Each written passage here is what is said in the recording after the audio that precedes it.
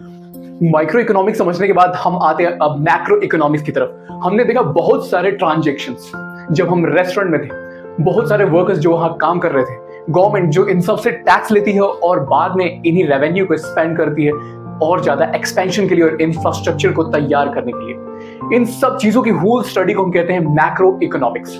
अब इसमें एग्जांपल लेते हैं, जैसे हम फिर किसी रेस्टोरेंट विजिट करते हैं, हम कुछ लोगों को देखते हैं जो न्यूज़पेपर पढ़ रहे हैं, वो भी आफ्टरनून, दोपहर के टाइम।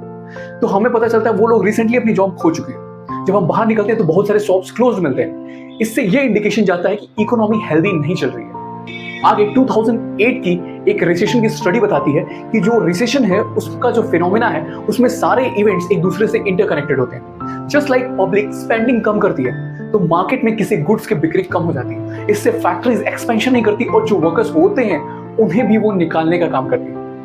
बाकी जो वर्कर्स काम कर रहे होते हैं उनकी भी सैलरी में कुछ खास इजाफा नहीं होता, जिसकी वजह से कंडीशन ऐसे ही बनी रहती। इस बीच में गवर्नमेंट आती है, वो स्पेंडिंग चालू करती है पब्लिक इंफ्रास्ट्रक्चर पे, जिससे बहुत सारा जो मनी होता है वो लोगों के पास पहुंचता है। लोगों के पास पहुंचने की वजह से लोग फिर से किसी भी चीज पे खर्च करना शुरू करते हैं। आगे हम देखते हैं कि गवर्नमेंट के पास दो उपाय हैं इसके, या तो लोगों पे टैक्स लगाए।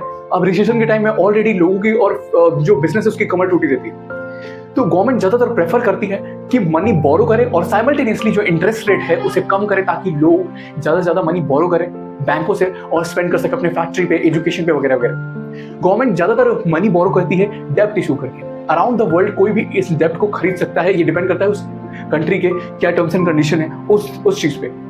ज्यादातर डेब्ट जो है वहां की मॉनेटरी अथॉरिटी बाई करती है, हमारे केस में आरबीआई।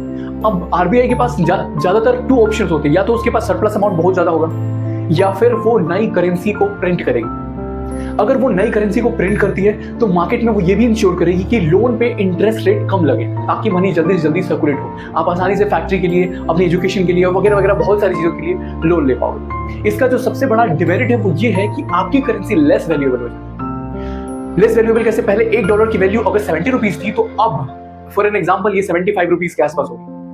तो हम ये देखते हैं कि वर्ल्ड लेवल पे हमारी करेंसी की वैल्यू कम हो जाती है। अब हम कहेंगे कि वर्ल्ड लेवल पे कम से हमें क्या, हम इंडिया में ढेर सारा छाप लेते हैं, बट हमारा जो आज पूरा वर्ल्ड है वो एक दूसरे से इंटरकनेक्टेड है। हम क्लोथ भी पहनते हैं तो एक सामान या तो मलेशिया में या फिर चाइना में या फिर यूएसए में किसी अदर कंट्री से आया हुआ है, तो हमें इंटरनेशनल ट्रांजेक्शन करना पड़ता है, तो वहां हमें अपनी मनी का एहसास होगा। मैक्रो इकोनॉमिक्स के सामने सबसे बड़ा चैलेंज ये है कि अगर ग्रोथ होता है तो सारी कंट्रीज में सेम क्यों नहीं होता।